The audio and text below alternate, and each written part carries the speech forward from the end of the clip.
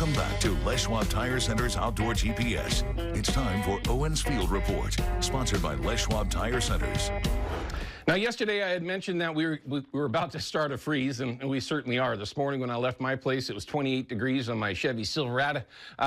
28 degrees is certainly cold, and that's in the forecast for the lows around here for the foreseeable future. And I had mentioned that you need to, winterize, right? Not necessarily go crazy. If you have inboards, that would be something that you're going to want to take care of. But I was referencing your outboard motors in particular, dropping them down to make sure there's no water in the lower unit. Because when you do tilt them up, water from the head of the engine itself will drain down into the bottom. You got to kind of understand that water will get there. And if it expands, it'll pop that lower unit. I've seen it many a time, and it's certainly not something that you want to experience. So that's what I was referring to specifically. Again, that generated some questions. I was over picking my boat up yesterday, and the folks at Portland Marine Electronics were getting phone calls about that. One of the questions in particular was the washdown system, because a lot of us forget it. I have several times had to fix my washdown after a freeze because it would just pop where it's supposed to pop, and I'll show you that right here. Let's take a look at the photo. This is very standardized when you're talking about a washdown system. I've had tons of them over the years, and they all have something similar to this right here. This is the screen that's in your system. Generally, it's mounted on the transom of the boat, okay, where the water comes in from the back of the boat or wherever you happen to draw your water. It goes through this screen. If you take this little clear part on top and just simply unscrew it, okay? Sometimes they're sticky, but you can unscrew that little plastic top and all of your water is going to drain out of the system, okay? Because it's at the lowest point if it's installed correctly. So if you just take this little guy here, untwist it, drain all the water out, you should be good to go. To take it the next step, make sure your hose is drained as well. Now, depending on how it's set up in your boat, you might have to unscrew it in order to get it tilted out so that you can drain all the water out of it. But the most important thing is going to be this little screen right here, because it will also take the water out of the system where the pump is. So as long as your system is set up the way it's supposed to be, I have to say that, okay? As long as it's set up the way it's supposed to be, you pop that loose, you should be good to go. And I would highly recommend that you do it, because the first time you take your boat out, you're going to find that, oh, why do I got a bunch of water in the bottom of the boat? Well, because it's coming in. And your washdown system won't work. So it's certainly something to pay attention to. So I wanted to make sure to get that out there. River levels, though, nothing's really changed since yesterday. You can see that they've all gotten very low, stabilized, and are super clear. Yesterday, apparently, we were talking with Big Dave. They were able to find some fish yesterday. And if we can't show them, it's not a big deal. Oh, there we go. Oh, there they are. Now I see it. You can see that Columbia is stabilized for whatever reason, if you're paying attention to that, although there's nothing left. I mean, look at those dog teeth tides. I just hate that.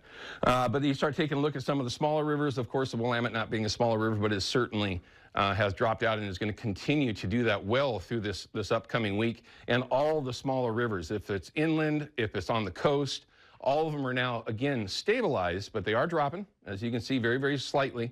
But that's just because they're basically out of water and super clear and very cold.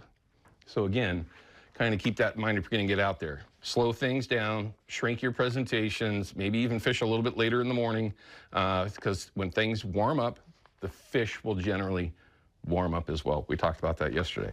So certainly take advantage of it if you can. But if you want to win something cool, send Jason over at Procure.com an email, and you'll enter yourself in for a chance to win. And when you do that, you have to do that each week to be eligible to win that prize pack. You may be contacted by Jason Monday morning. Pretty cool. I'm glad they do that. Thanks, guys. But for the first time, let's meet here on Outdoor GPS, Peyton Major, who is going to be doing our weather for us every Saturday and Sunday morning. From what I understand, Peyton, it's nice to see you. Nice to see you, Owen. I've heard a lot about you. I'm excited to meet you now. Well, I hope it's all good. And if it was, yes. They were probably lying. Well, what can we look forward to this upcoming week?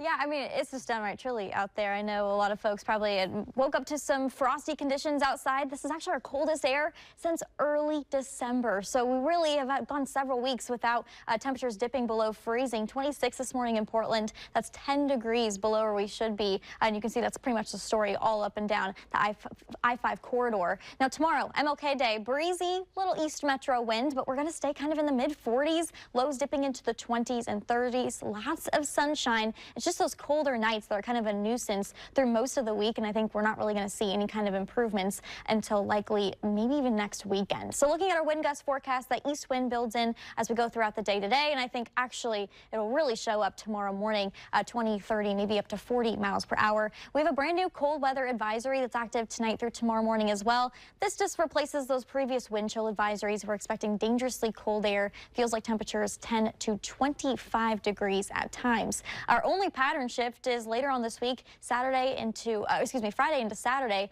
where we'll kind of see a little bit of a change, maybe a little bit of rain. I will say we've only had 2 inches so far this month, and our average is around 5 inches. January should be the wettest, our third wettest month of the year, and we just haven't really seen that. So you can look at our 7-day here. I mean, dry, dry, dry. We're not really going to see any showers until maybe Friday, but the latest data isn't really looking that impressive. So yeah, river levels likely going to go pretty much unchanged. We'll be crossing our fingers for some beneficial rain as we wrap up the month of January. Yes, it looks cold. I like that. At least I got something to look forward to. It changes things at least. You'll find that I'm kind of weird with my weather. I love rain, love cold, all that kind of stuff. It's interesting, but it's nice to meet you for the first time, Peyton. Thank you. Nice to meet you, Ed.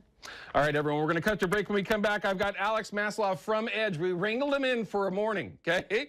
We're going to talk about some of the brand new rods from Edge that you can find at the sports shows and, of course, their pro shop. Also, we're going to talk oars because, well, I need them. It's just that simple. We'll be back in just a couple minutes. Outdoor GPS is brought to you by P-Line, because we fish, by Hawken Fishing, perfection in fishing gear, and by Haxton's Canvas and Upholstery, the trusted name of the Pacific Northwest. Nobody enjoys the outdoors more than I do. And these are what gets me there. Les Schwab offers a free pre-trip safety inspection. How does this help the average customer that comes in? We call it our safety status check, and every vehicle that comes into our shop is going to get one. Big thanks to Les Schwab for your continued support and sponsorship of Outdoor GPS, and I look forward to many years of more adventures on your tires.